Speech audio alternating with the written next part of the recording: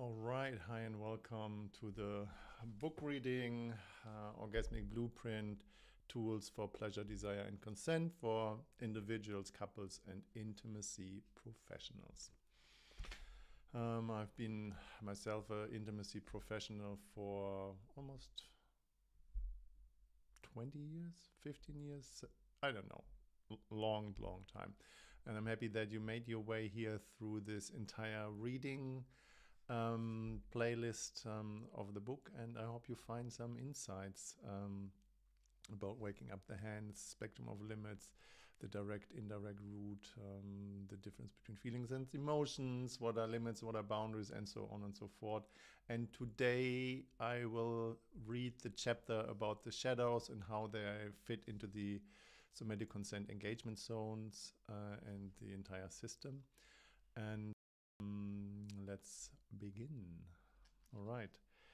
The basement of shadows. We have in all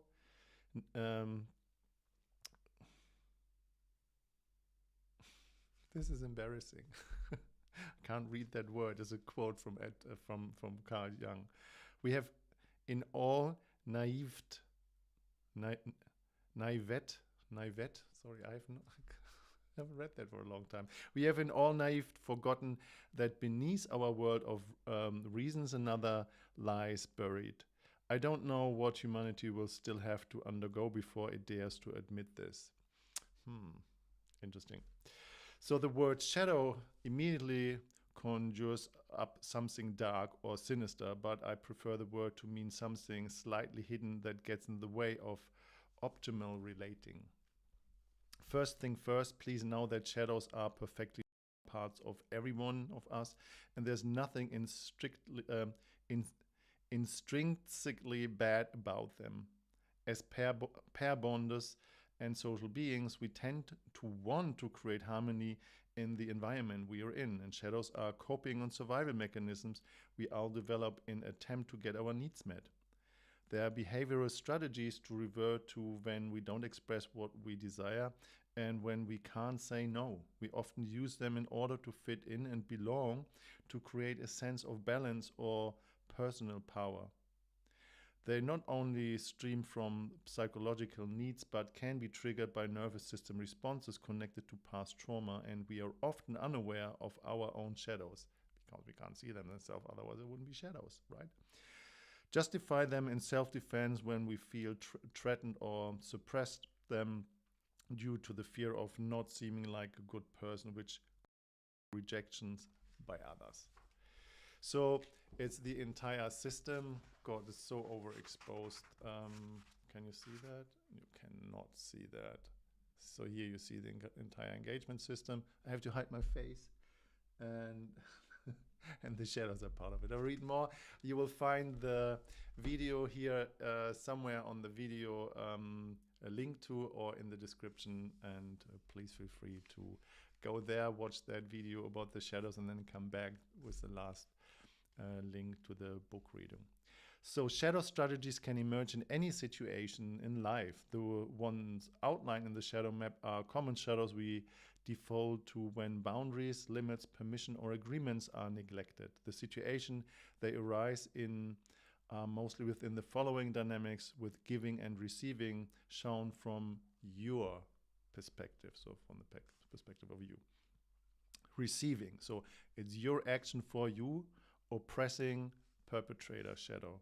Giving, your action for them, the pleasing rescuer shadow. Receiving their action for you, the passivity, the victim shadow. Or giving their action for them, the exploiting entitlement shadow. And we all have them, so nothing wrong. So, but I will read about it better than talk about it. So what we aim to do in somatic consent is to shine the light of awareness onto our blind spots to reveal these parts of self rather than go into judgments of self and others. As long as awareness is present, we have a chance to knowing what motivates our actions and are more likely to be honest about how we relate to others. So shadow dynamics are everywhere in society, within your family, relationships, and professional structures, because most of human engagement is based on wanting something without being capable of communicating it. You already know that if you want to go into action for yourself by touching another, you need their permission. And if you want something to go into action for you, you need an agreement. So permission and agreement make up consent, but obviously getting permission and agreement each and every time we want to do something isn't the way to live our lives. The shadow map is a tool to help us engage with others so that we can be aware when permission and an agreement is missing. For example, when we aren't in alignment with what we actually want, or when the person touching us has an agenda and wants something out of us that we are not willing to give. It helps us to see where we can't say no or where we aren't setting limits. So let's start with the shadow dynamic. It's your action for you and their action for them. So the oppressing perpetrator. So when we don't ask for what we want, what are we doing instead? So we don't have permission, but do it anyway. This shadow manifests when you take action towards another person for your own benefit without that person's permission. So this could be preying on others, being a perpetrator, stealing, bullying, and abuse, and any kind of force, violation, rape, or war. It includes any kind of dominance to have power over the other, including the wish to defend and protect them, which can feel overpowering, controlling, and or disempowering to the one being protected if they don't actually want that. So the passivity and the victim shadow. So if we don't say no, what are we doing instead? So we don't give permission and put up with it anyway. This is the opposite of the oppressor shadow. So we try to like what we don't like instead of changing what is happening. We don't say no, express our limits, or give permission, but we allow it to happen anyway. The victim endures, goes along with things, and is passive and shuts down, which creates trauma in the body. So your action for them or their action for you. So the exploiting and entitled shadow. So when we don't ask for what we want, what are we doing instead? We don't have an agreement but expect it anyway. This shadow behavior occurs when you want an action for you but you don't ask for the other for that action. You believe no agreement is needed from a sense of privilege. This might manifest as having expectations. If you would love me, you would do it. Exploiting others, being lazy, and expecting others to cater our needs, freeloading, or being a pillow prince or princess in bed, expecting others to serve us. The pleasing and rescuer shadow. So if we don't say no, what are we doing instead? So we don't have an agreement and do it anyway. So this is when we go into an action without having a request, doing something to the other hasn't asked for or what they want. And it's the shadow of the do-gooder, the nice guy, the martyr, the one who gives to get. I'll be good to you for something in return, seeing in the service industry and tip mentality. It is also the rescuer or wounded healer, the one who wants others to feel good all the time, who gives until they burn out. So why can't you ask for what you want? There are many answers to these questions, and all stem from fear, as far as I can tell.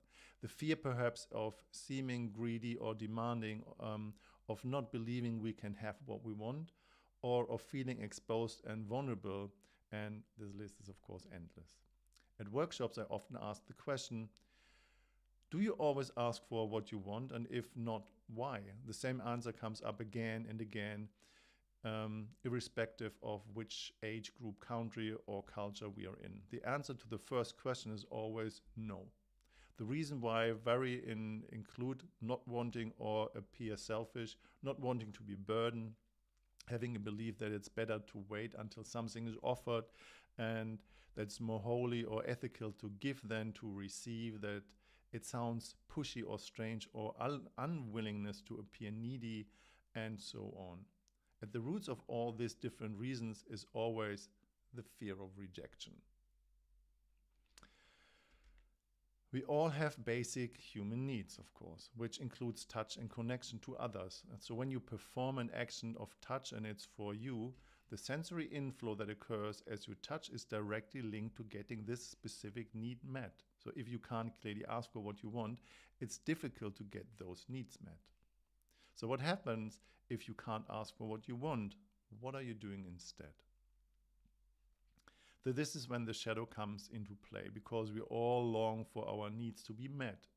And if we don't ask for what we want, we consciously or unconsciously default to shadow behavior to get what we want. Answers to this question often include: I wait until it's offered. I go ahead and do it anyway. I drop hints. I get annoyed and blame my partner. They should know what I want by now. I try to convince myself I don't need anyone's help. I pretend I have transcended all my needs. I do things I assume that they want, so pleasing. I suppress my desires. I do it myself without the other. I judge the other. I suffer in silence. So why is it difficult for you to say no? Reasons might include: they do so much for me. They think I'm weak. I like to be helpful. They need me. I want to be a good person. I don't want to hurt their feelings. I don't want to start an argument. Not realizing I have the option to say no, because I make myself responsible for their feelings. This is not spiritual. So if you can't say no, what are you doing instead? Are you saying yes? Do you leave the other hanging without a clear decision? Go along with it? Push through your resistance? Suffer in silence? Pretend that you want and enjoy it? Give more than you want to? And how does it work for you? How do you feel when you do this? The inability to say no usually breeds anger, resentment, the urge to flee or chip away at our self-esteem. So what others say, they do instead of saying no, and how it makes them feel. I do it and feel resentful. I repress how I feel and internalize my anger. I endure it but feel cornered. I disassociate and get more distance. I submit to what they want and remind them when I want something back. I lie trying to convince myself that it's okay with me, but feeling dirty. I avoid my real limits and pretend all is fine, then I regret it. I manipulate the other person to do what I want instead and feel guilty about it later. I block the other's request by staying silent and blame them for their desires and action. And I go along with it and feel disempowered. Again, if we are honest with ourselves, at the root of all these reasons is the core fear of being rejected. In our early years, we are often not given any says or choice in decision making. We learn to adapt and change how we feel rather than to trust our feelings. And due to this, as adults, many of us don't realize we have the right to voice what we want and don't want. We continue to endure, telling ourselves we can deal with what is happening or feel powerless to change the situation we are in.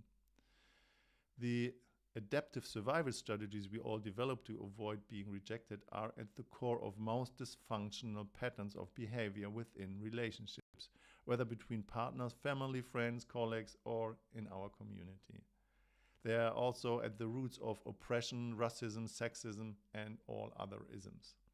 Because we become used to this during infancy, we may believe we are supposed to like or tolerate another's action and often go along with it to make them happy and to fit in. The tendency to push ourselves rather than listen to the pull becomes the norm.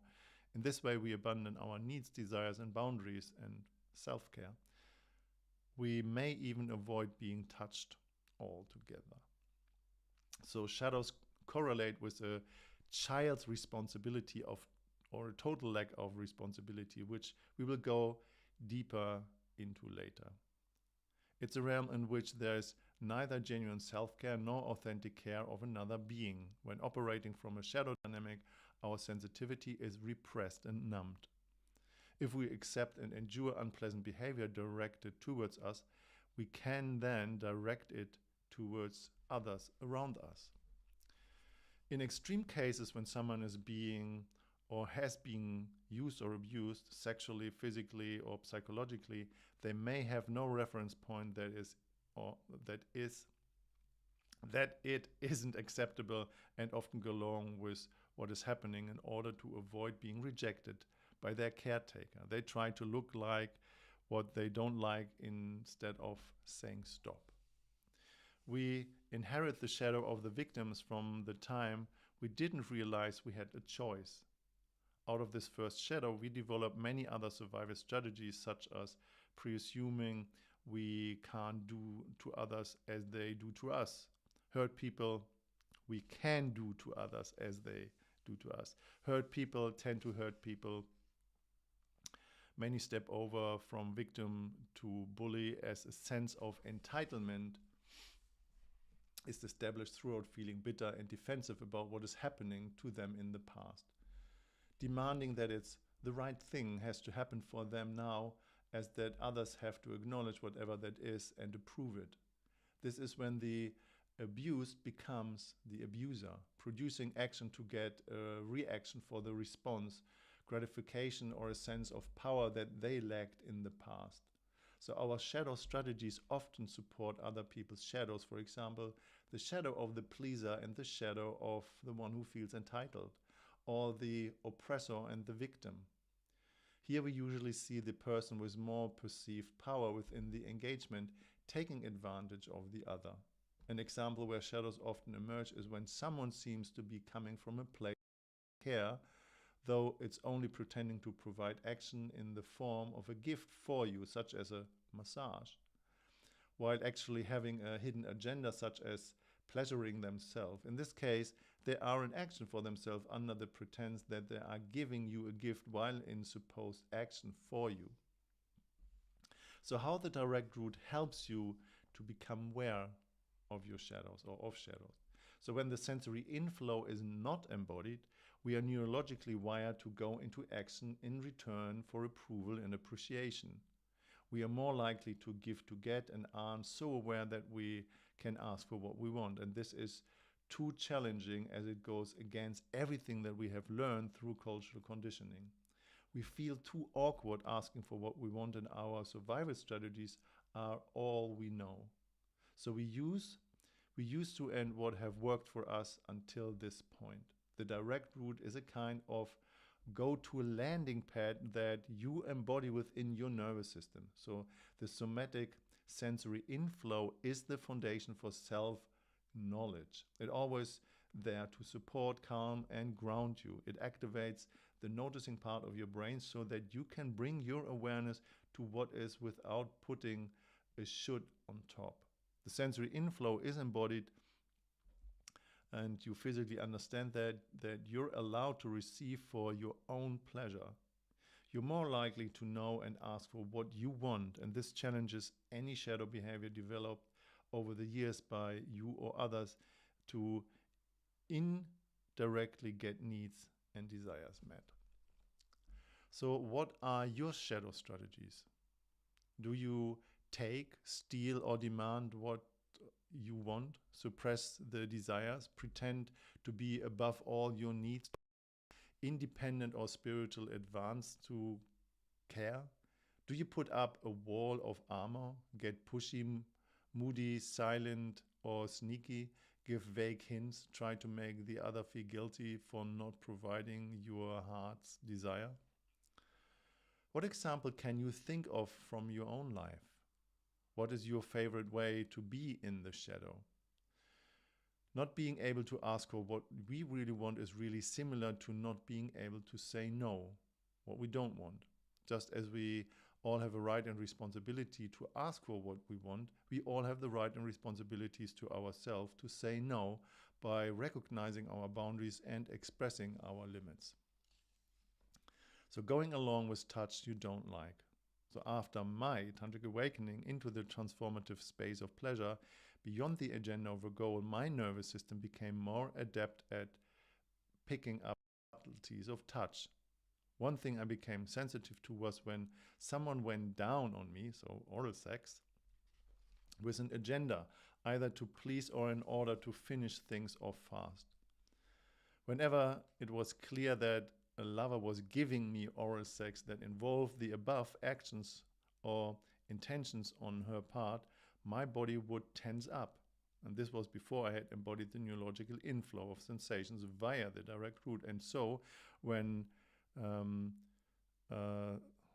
even though I didn't like it, I tried to like it by practicing all kind of techniques to bypass my body's responses. Through embodying the direct route of pleasure, I realized that many people practice and provide oral sex with an intention to get a reaction without feeling much themselves, which was exactly what I didn't want to experience in my lovemaking with another. And at this point, if someone wasn't able to feel themselves via the direct route or were trying to please me with a goal in mind, I stopped pretending to like it. Now that the direct route is my touching default before being sensual or sexual with a partner, it's important to me that they activated their direct route of pleasure too. So I'm not longer willing to be touched by a beloved in the unawakened way, and although I sincerely want to touch, I only want it when the other is able to feel themselves via the direct route and is really present in their body. It's also important to me that they are capable of being in tune with my body, so via the indirect route, so that they can literally feel me, so that they know when their action is overwhelming me. So because I guess you want the other person to feel when you're getting overwhelmed, right? This is what I meant by that. In later years, a few of my clients asked for help because they didn't like their partners giving them oral sex. And when they said giving, they mean doing. Though because it was happening to them, they interpreted that as their partner giving to them while they themselves were receiving. They all asked how they could learn to like it because they loved their partner. They all wanted to try and learn to like what they didn't like. Just as I had done previously, they were ready to abandon their actual authentic desires and boundaries to go along with what was happening. And this meant they were only willing to touch and to be touched. To be able to relate fluently with touch, have the capacity to fully receive, you have to want to be touched by the other person, and this is a human need. Not willing to, but want. So if you don't want to touch the other person and don't express your limits, you endure in order to please in perpetual giving. So when you are only willing to be touched and the other person is only willing to touch you, both of you are trying to give something to the other. But if both of you are willing to by giving, who is receiving? This is where both people are actually losing. It's a typical lose-lose situation. And what I'm trying to bring across in this example is that when both are fully receiving what they want, a winning situation is created for all involved. And this feels quite different in the body, especially when it comes to intimate relating between loving partners.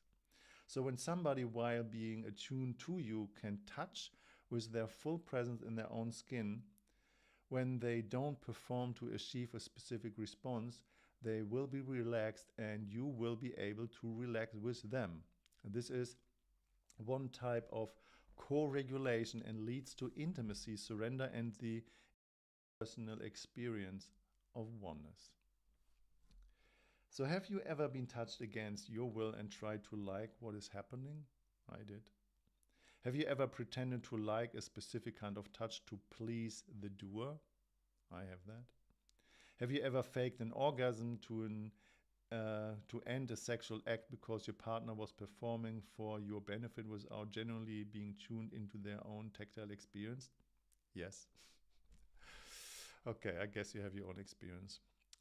So a lover's direct route experience. Oral sex is obviously mouth to genitals, based on the sensory fact that we have more nerve endings in our hand than even our mouth and genitals. It became clear that if someone hasn't activated the sensory inflow of their hands, they probably don't have the sensory inflow fully activated in their mouth either, and that through this action, it's much more likely that they have an agenda and goal in mind. So when your hands find the inflow, the rest of your body will too. So here's a nice way of experiencing, to experiment feeling the inflow with other body parts after activating your hands. So when practicing oral sex with your partner, try asking them, can I feel you with my mouth and my tongue? This way, the intention focus on feeling the sensory inflow and sensual pleasure instead of the agenda to prompt the end result of an orgasm. It's a practice of being with yourself for your own pleasure in the moment. So, are shadows wrong? The personal and spiritual development of humanity is based on catastrophes and bad experiences, which we survived and learned from by acknowledging our survival strategies.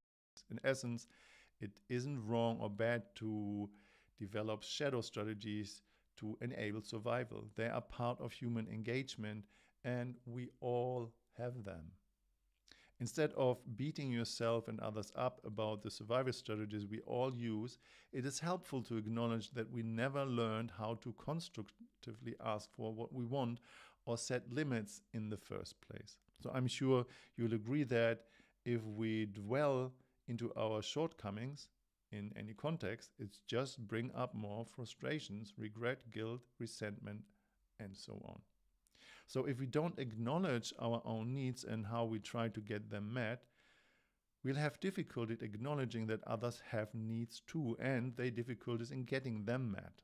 So if we don't understand and have compassion for ourselves and our shadows, we won't have compassion and empathy for other shadows. So the understanding goes hand in hand. By being aware of shadow strategies that don't serve our personal and spiritual growth, we awaken from the sleep state. We bring our action from unconscious to the conscious awareness, from drama to harmony, and from not caring and not being cared for to empowerment and choice. Shadows are not something to avoid, but to become aware of. There are juicy insights to human engagement. They provide an opportunity to learn about ourselves and others more intimately, which can be an extremely enjoyable process. So I encourage you to look at your shadows with curiosity, just as you would unwrap a present. We are all so interesting inside. These inner insights are what enables us to grow. So most people judge themselves when they become aware of their shadows, and this is counterproductive. So we don't judge ourselves for the dreams we have while asleep. It doesn't make any sense at all to chastise ourselves for being the product of all the unconscious input we have collected throughout our lives. We are who we are, and everyone is perfectly imperfect.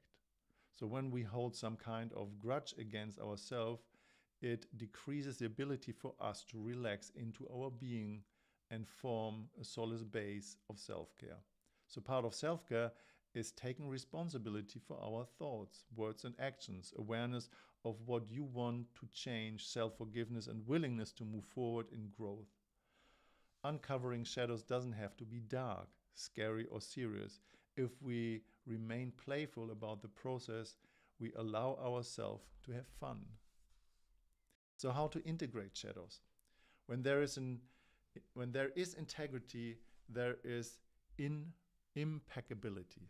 Again, when there's integrity, there's impeccability. This is an unknown quote. I don't know where I found it. Somewhere online. So the great thing about shadows is, if one arises, you know it because you have a specific need for something. And this need isn't being met. Suddenly, it shows you exactly what you aren't asking for or saying no to. So when you become aware of a shadow, instead of shying away from it, suppressing it, or being hurt or hard on yourself, which can result in your feelings fragmented rather than whole, try instead to observe it. asking yourself which need isn't being met here. So let's say, as an example, someone's giving their partner the silent treatment. Clearly something is wrong. Ignoring stems from shadows. It's a rejection of the other and a form of punishment. In this situation, the ignorer could ask themselves, which emotion is present right now and how do I feel? If the answer is disappointing or frustration because their partner didn't do something they wanted, then it begs the question, who is the action for? Did I ask for what I wanted? Did I express my needs or just express my partner to know or do what I want? Did we come to any agreement about this? So by asking these questions, we come to the root of the unmet needs and the reason for shadow behavior. We also avoid getting trapped in the loops of the story and our reactions to it.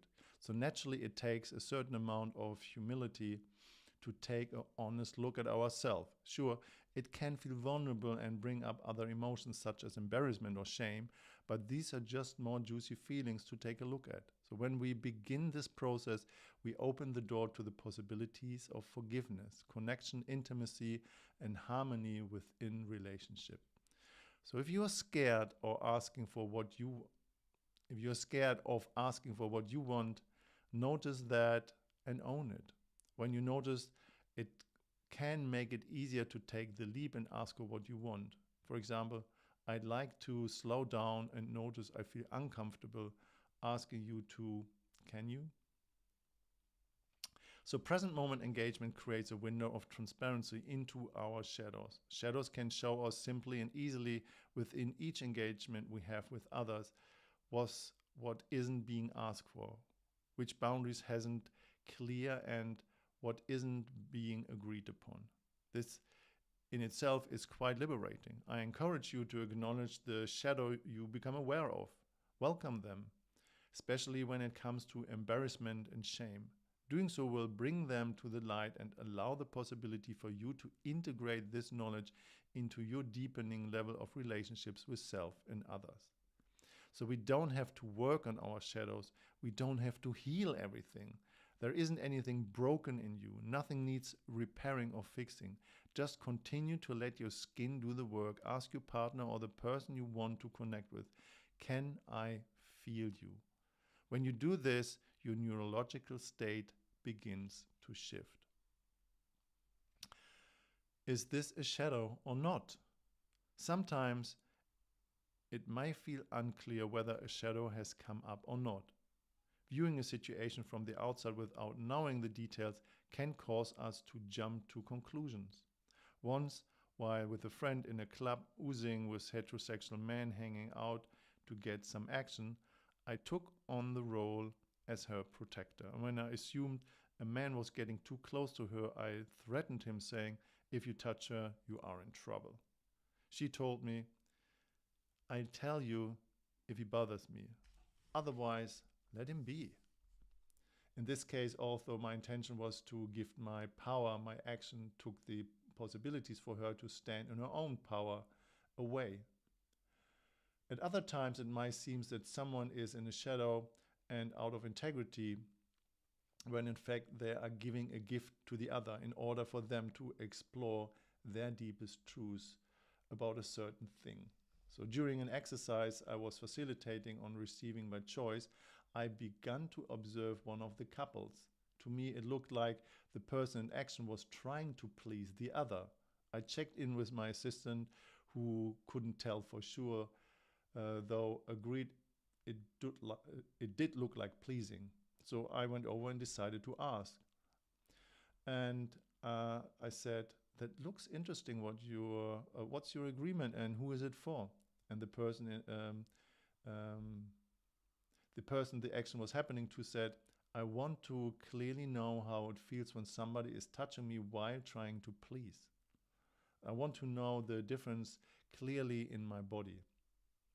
So when we are the ones directly involved, it's also difficult to know whether we or the other is in a shadow. So our nervous system works hard to protect us, and our minds are often triggered by self-protective behaviors, including pointing finger in blame. So consider the following scenarios. Imagine you're sitting in a plane and your neighbor falls asleep, leaning their head on your shoulder. If you have a prior bad experience of having your personal space invaded, it might have feelings of victimization. So you might endure, go along with it, and blame the other for invading your space. But in reality, the other is just tired and has fallen asleep. Is this person an oppressor? No, I don't think so. Imagine another scenario. You lend your bike to a friend and ask them to put it back where they found it, and they do it this time.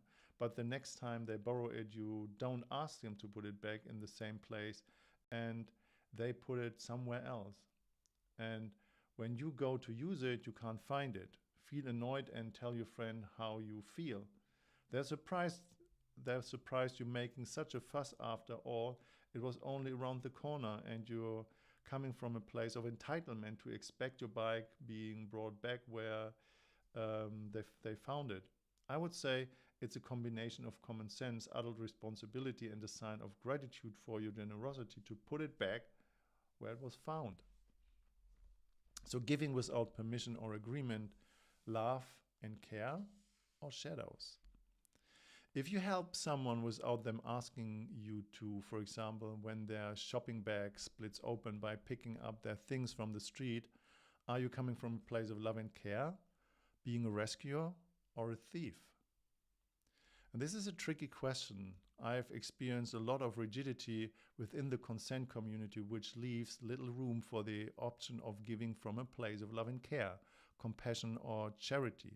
So when your action wasn't agreed upon, people, of course, can care for others without coming from a shadow of the rescuer.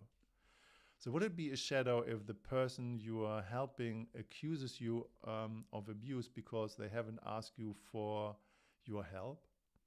It depends on the view of the beholder. And this is the paradox that duality causes when the beholder doesn't perceive your action as a gift and instead views your action from their perspective of feeling violated.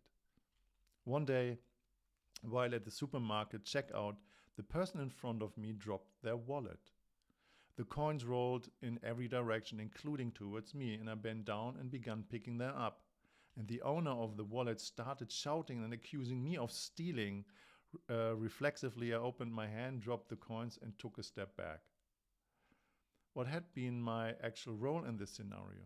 Was I a thief? Was I being a pleaser, or did just feel compassion and want to help? I believe I was coming from a place of love and care, and I assume the person who dropped the money perceived themselves as a victim and so automatically put me in the role of the perpetrator. Sometimes when we operate from a shadow, we automatically put the other person in the opposite shadow, whether the action stems from shadow or not. That's interesting reading it right now because I'm working through the same scenario publicly in an accusation. So somebody putting themselves in the victim role puts me in the perpetrator role. Interesting. Here we go. So let's say your lover begins to massage you. You might like and enjoy it, or you might not. But if you didn't request the massage, or the other person didn't make an offer and just started massaging you, you might think the other person is doing it for themselves. And because you love and care for them, you allow them to continue. And at this point, you put yourself in a position of enduring or going along. And as soon as you put yourself into the enduring and victim corner, you put the other person automatically into the shadow of the invading oppressor. So your lover now tries to do different things to get your appreciation, so pleasing. The more action happens, the more you shut down. As resentment builds and you blame them for being selfish, so being in action for themselves. And this could lead them to feel resentful too. They see the reaction of their gift and service to you, perceiving you as entitled, never satisfied, or taking their goodwill for granted. This is a very common shadow dynamic between people. Does it sound familiar? Another example might be at a yoga class. Most instructors manually correct their students if they have the best intentions to correct others for their benefit. Are they out of integrity, or are they coming from a place of support and care? The problem is most don't ask for permission before touching. I appreciate it if there is a do not touch me card next to the yoga mat these days, and when the instructor respects my limits. I want the instructor to have my permission before touching me and appreciate being corrected when I don't put a card next to the mat. The bottom line is, when someone is coming from a place of altruistic compassion, support, love and care, consent is required. Of course, sometimes we reflectively touch without consent in order to protect someone. An example is a time someone fainted next to me. Without thinking, I grabbed her to prevent her head from hitting the floor. Under normal circumstances, each person must have the choice to accept and decline touch and other action. So if you're coming from a place of love and care, maybe you aren't in a shadow per se, but the other may perceive you to be, which will feed their shadow and cause confusion. So if you are really coming from a place of love and care, then awareness of the possible confusion of your action can cause okay, I need to repeat that sentence. Really coming from a place of love and care, then awareness of the possible confusion your action can cause is necessary, as is the compassion to ask for consent. So simply offering the service of love and care provides choice. Would you like any help? Do you want a hand? I love to give you a back massage to help you relax. Can I do that? Do you want my opinion? I think it may help. So the exception would be if you are in a flow state with your lover, in which case agreements are made beforehand. We'll talk about this in more depth in the relationship section of the book. Shadow dynamics of offers and request. So everyone has a right to their basic needs for water, sleep, food, etc. If we have to ask for our needs to be met by someone else, we put them in a position of power, giving them the ability to decide whether they withhold or withdraw what we need. So we make ourselves vulnerable on a survival level by creating dependency on the other if they decided to abuse their role. So let's say you need drinking water and have to ask someone for it. This happened continuously to a friend living at a remote place in Asia. So whenever we drink water, whenever the drinking water ran out, she'd ask her landlord to deliver some more, and he sometimes didn't deliver the water for up to a week and often demanded rent money for the next month before doing so. So these dynamics are not just related to the structure of human engagement as lovers in the realm of intimacy, but can reflect a holistic imbalance of oppression, power over, control, and manipulation in many other areas of life. So another example is the time I was teaching in Hong Kong, and this culture is based on offers. Giving and doing, offer over and over, bring the other to a position of depth so that the other has to finally ask you what you want. I told the organizer of the course that if I need anything, I would ask, and if I didn't ask, I didn't need anything, and to please not to do anything unless I ask specifically for it. So this confused the lady tremendously and showed her conditioned many of us are. That shows how conditioned many of us are. So I'd like to briefly acknowledge here that the avoidance of making vulnerable requests and instead offering from a place of fear can coexist with the desire to give a gift from an altruistic place of generosity. So specific shadows often emerge in the following dynamics. First, permission line shadows, your action for you, oppressing perpetrator. Second one, permission line shadow, their action for them, passivity, the victim. My English reading, hallelujah. 3, agreements line shadow, your action for them, the pleasing. 4, the agreement line shadow, their action for you, exploiting, so the entitlement. So people often ask, can an action be for both people? It is always either for you or for them. The answer to this question is yes, of course. If it is what both want, it is simultaneously action at the apex of the engagement zones for both. I will talk more about it later. So it depends on if there is a giver and receiver. One person can totally enjoy giving a massage and the other can totally enjoy receiving this massage. But by definition, a massage is for the receiver and an agreement has to be in place. Is your hand going where you want it, or is your hand going where they want it?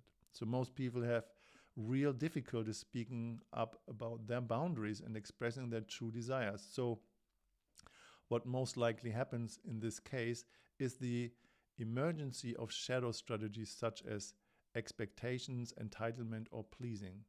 That's why the 3-minute game is so useful. It makes this kind of scenario really transparent.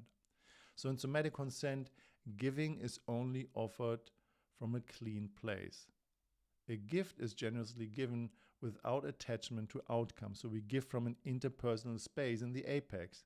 So this pinnacle of the pyramid structure where love and care is offered unconditionally as a gift to and from the world around us. And here we can experience the merging of separate people into an interpersonal we space of togetherness in oneness.